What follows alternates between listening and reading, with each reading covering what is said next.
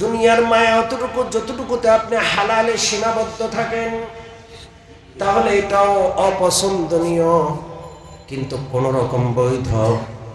কিন্তু দুনিয়ার মায়া যদি এত বেশি হয় যে হালাল অতিক্রম করে হারামও চাই, এরকম মহব্বত আছে না? জোরে বলেন। হালাল অতিক্রম করে হারাম চাই। হারাম কত চাই? বাড়ি গাড়ি জমি জমা দখল করছে, মার্কেট বাড়ি যেটা পছন্দ হয় সেটাই দখল করে।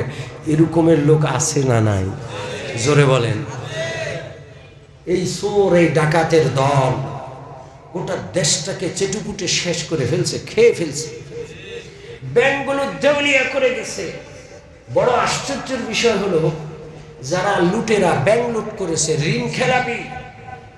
আমরা তো মনে করেছিলাম 24-এর অভ্যুত্থানের পর দেশের কিছুটা পরিবর্তন আসবে। বড় আশ্চর্যের বিষয়, এখনো যারা নমিনেশন পাচ্ছে, পেয়েছে, এবার এদের অনেকেই ঋণ খেলাপি আছে। কি আজব! ব্যাংকে কার টাকা? জনগণের টাকা। ব্যাংক টাকা দিতে পারছে না, ব্যাংকগুলো দেউলিয়া, টাকা দিতে পারছে না। এক একটা মানুষ সারা জীবনের উপার্জিত সম্পদ ব্যাংকে আমানত রেখেছে 40 লক্ষ টাকা, এখন 2000 টাকার জন্য গেলেও ব্যাংক দিতে পারে না। তো ওই লুটেরাগুলো এই জনগণের টাকাই তো লুট করেছে। এদের ভিতরে দুনিয়ার নাপাক মহব্বত এতটা বেশি, এরা হালালের সীমা অতিক্রম করে হারামেরও সীমা অতিক্রম করছে। আর একটা তো সীমা আছে, তুই নাইলে 2 কোটি 5 কোটি চুরি করতি, তুই 1000 কোটি গোটা দেশের ব্যাংক খাত লুট করে নিয়ে গেলি।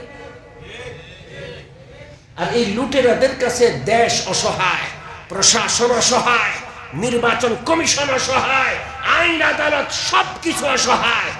গত 54 বছর ইতিহাসে আজ পর্যন্ত একজন ঋণ খেলাপি লুটেরার বিচার হয় নাই। কি আজবের দেশে বসবাস!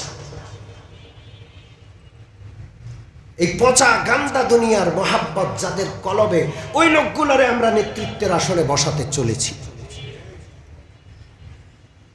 নির্বাচন কমিশন অসহায়, ঋণ খেলাপিদেরকে তো নমিনেশনে দেওয়া ঠিক না।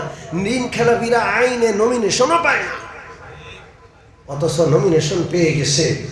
ওদের এত ক্ষমতা, নির্বাচন কমিশন অসহায়, অসহায়ত্ব প্রকাশ করে। সম্মানিত উপস্থিতি, এই বুড়ি দুনিয়ার প্রেমে পড়া নষ্ট লোকগুলো আমাদের নেতৃত্বে আসছে।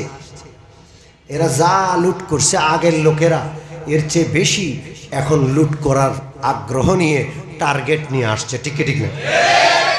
এই জগতের, এই দেশের ভাগ্যের পরিবর্তন হবে না যতদিন না এই দেশের মানুষ ইসলামী ব্যবস্থাপনাকে গ্রহণ না করছে। এই পচা গান্দা নাপাক দুর্গন্ধময় গণতন্ত্রের মাধ্যমে ফিরে ফিরে লুটেরারাই ক্ষমতায় আসবে। ঠিক ঠিক না?